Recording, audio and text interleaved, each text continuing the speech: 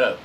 In this video I want to go through some voice leading where we have a diatonic chord still. We're not dealing with chromatic chords at all in any way. These are all diatonic chords, they all fall within the key, but we are going to add inversions, particularly of course first inversions and second inversion chords. Now there's a whole host of ways that you can use inversions, and we will be looking at possible examples of these in class in more detail. So this is just one example in what could have been hundreds of examples that I could have potentially put up.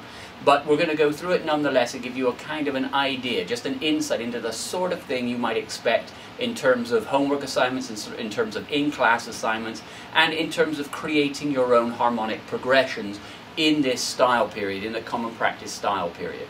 So what I've written up here is a piece of music in a very similar style to the way that you might encounter it in a theory exercise or a theory assignment. You're given a bass line. This is a figured bass line. Of course, we can tell that immediately because there are figures written in, and so this is a figured bass line which immediately tells you, because of the figures in combination, it tells you that these must be 5/3 chords because there are no figures, so that means they're root position chords, 5/3 chords. These are first inversion chords, and this is a second inversion chord. Everything there we should understand from the previous videos that we've looked at. And then there's a melody given. If you didn't have a melody, you could create a melody. You would just make sure that it fitted with each of the chords as they are implied. So I'm going to move through this relatively quickly, and I'm just going to sort of explain what I'm doing. But as I said, I'm going to be moving somewhat quickly through this, and we can unpack any part of this you don't quite understand, you don't quite get. Bring those questions to class, write those questions down, bring them to class. Let's talk about these particular issues in class and see if we can clarify some things. So here we go. We're in D major. I know that because of the key signature, and I know that because as I glance through I see a lot of chords that obviously seem to center around D. If you don't see that, write that down, bring it to class. Let's talk about it a little bit more in class. Why is this D major and not B minor? So we'll talk about that a little bit in class if we need to, but it is D major.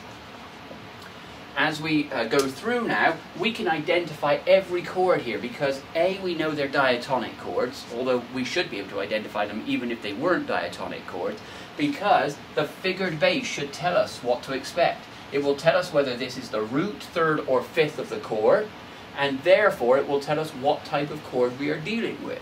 It would even tell us, if there were more figures, it would tell us if there were seventh chords involved. We haven't done a part writing example like that here, but again, it would not be difficult to add seventh chords into this. You would just have to use the correct figures. So this first chord then has no figures, so it must be a root position chord, which means it must be a D, F sharp, A chord. I find it handy when you're first doing this just to jot down the chord you're dealing with. That way you know the notes you're dealing with. So we just have to find an appropriate voicing or spacing for this. And there are a number of them, but let's just go with this one. Here we have, as it happens, 2 roots, 1/3, 1/5. That's a strong voicing, and the voices are packed closer together at the top with a wider gap between the tenor and bass. Perfectly fine. In fact, quite a good way of voicing the chord.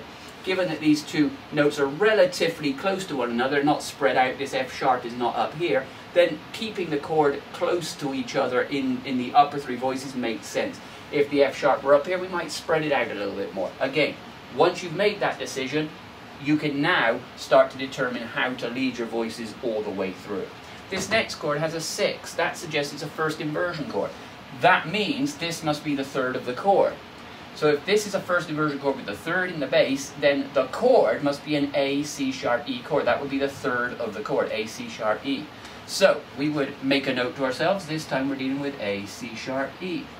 And we are going to therefore try and find a way to have all 3 of those notes represented and one of them doubled. And we're going to try and do that by moving as smoothly as possible. Can we repeat the A? Absolutely we can repeat the A. Could this go down to a C sharp or up to an E? The answer is yes, it could do either. So the question is, which would be best? Well, we try not to double the third of a primary triad, so probably we wouldn't go down to the C sharp. But furthermore, that C sharp is the leading tone, and we really never double the leading tone, so the decisions made will go up to the E. Works really well. Furthermore, had you gone down to the C sharp, you would have created octaves between here going down. Those two notes are an octave apart. They move to two notes an octave apart. So by applying the guidelines carefully and logically that we know about the leading tone, about doublings, about voice leading, we apply all those things together and we avoid getting into octaves. Okay, going on to the next one. Now we have a chord here with a D in the bass and no figures, so it must be a root position D chord again. Here it is, the D chord, the 1 chord in this key. So we will go ahead and voice lead it. Well, again, the A is common, so let's keep it. No point in moving if we don't have to. And we'll bring this back down to the D. That way it's moved by step. Could this have gone up to the F sharp and doubled the F sharp? Yes, it could have. It wouldn't have been the end of the world for a moment, as long as it moved apart again as we moved on. But bringing it down to the D gets us a nice solid doubling, and the parts move equally smoothly. So let's keep it in 4 distinct parts. Now we move on to the next chord. This is a G with a 6 under it. So that suggests this is the 3rd of the chord. This must be an E, G, B chord. What is that chord in D major? E, G, B is a 2 chord. E, G, B, a 2 chord in first inversion, perfectly acceptable chord to use. There's no problems with this. We just need to think about how we're going to voice it. So now we have E, G, and B to voice. We've got G, in fact, doubled. But this is not a primary triad. We often find that we double notes in a non-primary triad, that we sometimes avoid doubling in the primary triad. So certainly doubling the 3rd of the chord, not a big deal, really. So now we want to try and find the other notes. If we've already doubled this note, we probably are looking for 1 B and 1 E, just to kind of keep things nice and solid and all the notes used. And so it would make sense that this might go up here to a B, and this might go up to an E. That way we've used all the notes of the chord, everything's moving smoothly, everything's moving logically. Now we come to the next chord. This is a 6/4 chord. That means that this is a 2nd inversion chord, and this must be the 5th of the chord. This A in the bass must be the 5th of the chord if this is a 2nd inversion chord. So this chord must be a D, F, A chord. It is a 1 chord. It just is in 2nd inversion with the A in the bass. No problems. We just need to find what is our doubling for a 2nd inversion chord. We should know that from a previous video. We'll remind ourselves in a moment. What is our doubling, and how are we going to voice lead the other notes so they are as smooth as possible? Well, our doubling for a 2nd inversion chord, you remember, is to double the bass. So we need to find a place to have the A doubled up here. And it makes most sense to have the A doubled in the tenor, because it's just a step away. We wouldn't leap down to the A here if we can move by step in another voice part. So now we are 90% done. We've got the A doubled, that is the 5th of the chord, or the bass of a 6/4 chord is doubled. That's the guideline, perfectly good. We've got the F sharp, happens to be the 3rd of the chord, so now we need another note to complete the chord, and logically, moving by step anyway, we would probably fill in the D, which is the chord, the note that is missing from that chord. So we've created a nice, strong 2nd inversion chord here. Now we're going to go to the next chord. The next chord, it has an A in the bass. There are no figures here.